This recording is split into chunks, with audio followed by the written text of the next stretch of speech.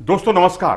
पाकिस्तान का आखिरकार अपने ही मुल्क में क्लीन स्वीप हो गया और ये क्लीन स्वीप किया इंग्लैंड की टीम ने बेसबॉल क्रिकेट का बहुत अच्छा मुजाहरा करते हुए। और अब ये बात साबित हो गई है कि अब आप इंग्लैंड को सिर्फ स्पिन से डरा नहीं सकते, फिरकी के जाल में फांस नहीं सकते। उनका टॉप ऑर्डर अब बहुत ही आला दर्जे का हो गया है, ऐसे दर्जे का हो गया है कि उनका अगर एक बेन फोक्स को छोड़ दें तो 80 से ऊपर का औसत करीब करीब हर बल्लेबाज का है। कुछ तो गेंदबाजों का औसत भी जो है बल्लेबाजी में देखें तो वो भी बहुत ही शानदार रहा है। बल्लेबाजी में गहराई है इंग्लैंड की, एडेप्टेशन बहुत अच्छा है उनका कि किस तरह से दूसरे मुल्क में जाकर अपनी कमजोरियों से निजात पाना है और वहां पर शानदार प्रदर्शन करना है। बेन स्टोक्स को बधाई, इंग्लैंड को बधाई, मैकुलम को बधाई। और बेन स्टोक्स और मैकुलम की जोड़ी ने वाकई कहर बरपा दिया है और 10 में से 9 मुकाबले बेन स्टोक्स की कप्तानी में जीते हैं।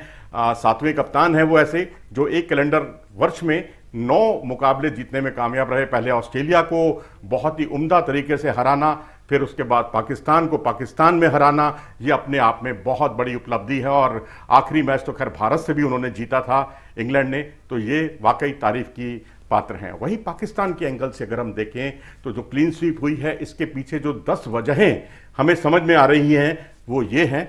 पहली वजह अगर हम देखें तो पिच का मिजाज। जी हां, पिच को पढ़ने में, समझने में या उसके हिसाब से स्ट्रेटजी बनाने में पाकिस्तान की टीम थोड़ी सी उनको परेशानी हुई है। और बिलो एवरेज पिच आप क्यों बनाते हैं? इसलिए बनाते हैं कि आप वहां पर शानदार प्रदर्शन करें, मैच जीतें। लेकिन यहां तो बिलो एवरेज पिच भी बनाई और उसमें उस खड्डे में भी गिरे आप और मुकाबला आप हारे भी, 20 विकेट चटकाए उस मुकाबले में। तो इस तरह से मैं कहूंगा कि पाकिस्तान ने जो पिच का जो मिजाज था, जो पिच की प्रवृत्ति थी, अब यही पिच कराची की पिच जब ऑस्ट्रेलिया की टीम यहां आई थी तो 400, सवा 400 से भी ज्यादा रन बनाए थे पाकिस्तान ने चौथी पारी में। लेकिन यहां जो हश्र हुआ पाकिस्तान की बल्लेबाजी का वो किसी से छुपा नहीं है। तो पिच मैं समझता हूं ये एक अच्छी स्पोर्टिंग पिच होनी चाहिए थी। रावलपिंडी की तरह निर्जीव विकेट नहीं होनी चाहिए थी, जिसको निर्जीव में भी सजीवता पैदा कर दी, जान डाल दी मैं कहूंगा इंग्लैंड की बल्लेबाजी ने और गेंदबाजी ने भी। और दूसरी वजह मुझे लगता है कि पाकिस्तान को अब अपनी चाल चलना चाहिए और अपनी चाल आप चलेंगे तभी आपकी बात बनेगी। बेसबॉल क्रिकेट में कुछ नहीं रखा, इंग्लैंड को इंग्लैंड की तरह खेलने दीजिए, आप अपने तरीके से खेलिए। और आप देखें तो शान मसूद एक जिम्मेदार बल्लेबाज के तौर पर टेस्ट टीम में शामिल किए गए। जिस तरह से आते ही उन्होंने ताबड़तोड़ 3 चौके लगा दिए एक ओवर में, उसके बाद जो रूट मिले तो उन पर भी एक छक्का लगा दिया अगले ही ओवर में जो रूट के। तो जाहिर सी बात है कि आप ये सोचते रहे कि आपको आक्रामक क्रिकेट खेलनी है या फिर आप सोच रहे थे कि दूसरे छोर से मार्क वुड आ रहे हैं तो वो कहीं हंसी की तसी ना कर दें, परेशान ना कर दें। तो इसलिए जो आपको मिला उसको आपने बटोरने की कोशिश की। ये जल्दबाजी वाली जो अप्रोच है वो पाकिस्तान क्रिकेट के लिए बहुत अच्छी नहीं है। तीसरी वजह कप्तानी। जी हां, हार की जो वजह है इनसे सबक सीखना होगा पाकिस्तान को। अगर आप देखें तो कप्तानी बाबर आजम की इस वक्त सवालिया निशान उस पर लगा हुआ है और इस कप्तानी में फील्ड प्लेसमेंट से लेकर तमाम गड़बड़ियां हुई। गेंदबाज का इस्तेमाल कर रहे हैं तो किए ही जा रहे हैं। ठीक है, लिमिटेशंस थी, आपके पास कई मुख्य बॉलर नहीं थे और जो थे वो वैसी बॉलिंग कर नहीं पा रहे थे। तो अबरार को आपने ज़रूरत से ज़्यादा आपने इस्तेमाल किया उनका और एक ट्रम्प कार्ड की तरह उनका इस्तेमाल होना चाहिए था। लेकिन यहाँ बाबर आजम की थोड़ी मजबूरी कह लीजिए, लेकिन साथ ही मैं कहूँगा कि वो सूझबूझ जो एक सोच दिखाई देती है कप्तान की, वो यहाँ पर लैक होती हुई दिखाई दी है इस मुकाबले में। उसके अलावा अगर हम देखें तो अगला पॉइंट हमें लगता है, चौथा पॉइंट, गेंदबाजी। जी हां, अनुभवहीनता गेंदबाजी में साफ तौर पर झलकी है। अगर आप देखें मोहम्मद वसीम कोई मुख्य स्ट्राइक बॉलर नहीं है, लेकिन वो मुख्य स्ट्राइक बॉलर की तरह दिखाई दिए। फ़हीम अशरफ जो है बॉलिंग ऑलराउंडर हैं, लेकिन उनकी गेंदबाजी पर भरोसा ही नहीं किया गया। दिन भर में उनसे केवल 1 ओवर कराया गया। और उसके अलावा अबरार एक युवा खिलाड़ी जिन पर बहुत ज़्यादा निर्भरता दिखाई दी। ठीक है, निर्भरता होती भी है क्योंकि पिछले मैच में वो चमके थे, 10 विकेट से ज़्यादा विकेट उन्होंने चटकाए थे और नॉमिनली उनके पास भी बहुत ज़्यादा तजुर्बा नहीं है। और आगा सलमान, उनकी गेंदबाजी पर तो टीम को भरोसा है ही नहीं। पूरे उसमें अगर आप देखें तो मैच में सिर्फ 1 ओवर उनसे कराया गया, तो वो ऑलराउंडर काहे के हुए? वो तो फिर एक आपके बल्लेबाज, विशुद्ध रूप से बल्लेबाज की हैसियत से टीम में आपने उनको लिया है। उनको गेंदबाजी में अगर आप नहीं गिनते तो आप 4 गेंदबाजों के साथ उतरे, फ़हीम अशरफ पर आपका भरोसा नहीं था। तो ऐसी स्थिति में या फिर थोड़ी सी फिटनेस की भी उनको थोड़ी दिक्कत थी। लेकिन पाकिस्तान की लिमिटेशंस बहुत ज़्यादा दिखाई दी, अनुभवहीनता दिखाई दी गेंदबाजी में।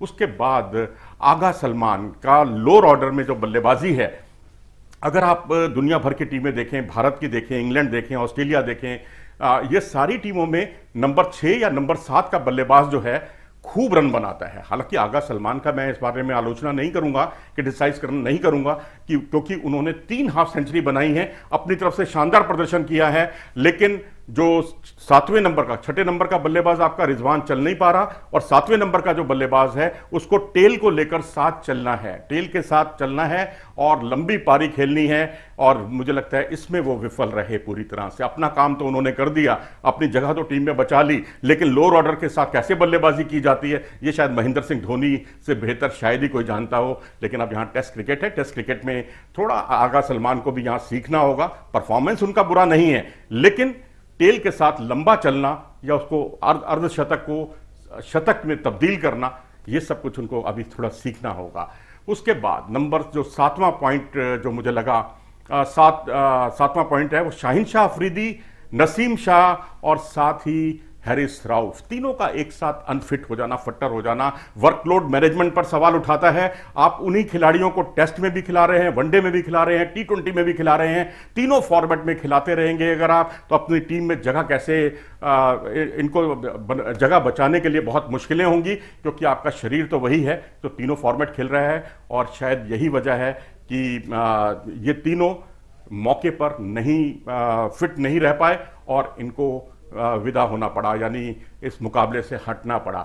इसके अलावा अगर हम देखें तो ये बहुत बड़ा झटका था वर्कलोड मैनेजमेंट का, और शायद पहले अपनी कुर्सी बचाने के लिए इन सब खिलाड़ियों को जो है दांव पर लगा दिया जाता था।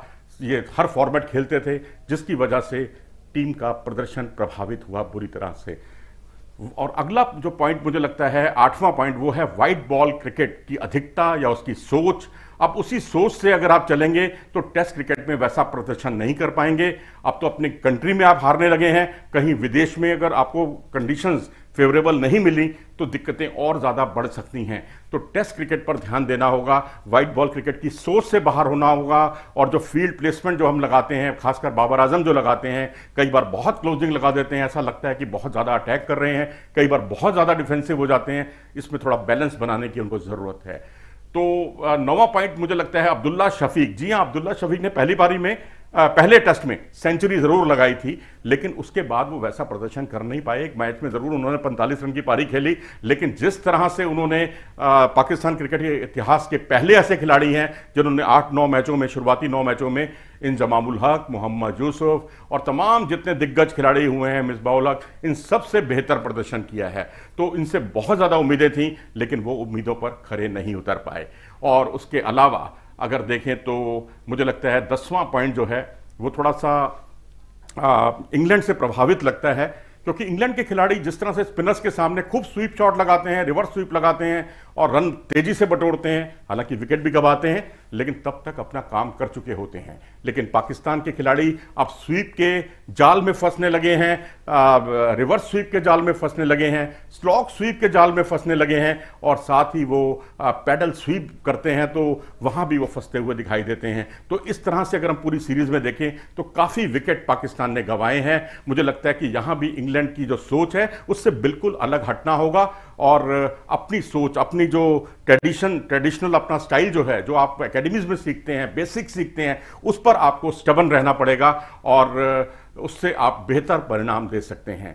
तो मुझे लगता है कि अब हैरी ब्रुक हैं। अब देखिए, तेज गेंदबाजी कोई जेन्युइन नहीं थी, तो मैं ऐसा कहकर हैरी ब्रुक का महत्व कम नहीं कर रहा, लेकिन फिर भी 3 सेंचुरी बनाना, मैन ऑफ द सीरीज बनना और बेखौफ खेलना उनकी बल्लेबाजी की विशेषता रही। और चलते चलते तो रेहान अहमद ने भी 5 विकेट हॉल कर लिया अपने डेब्यू मैच में।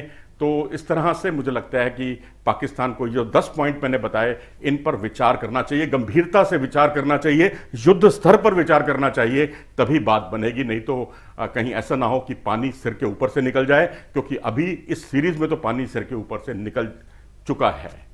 भविष्य में ऐसी गलती ना हो। आप क्या सोचते हैं इस पूरे आकलन के बारे में? अपनी राय हमें कमेंट सेक्शन में ज़रूर दें। अगर आपको ये वीडियो पसंद आया हो तो इसे लाइक करें और हमारे चैनल को सब्सक्राइब भी करें। नमस्कार।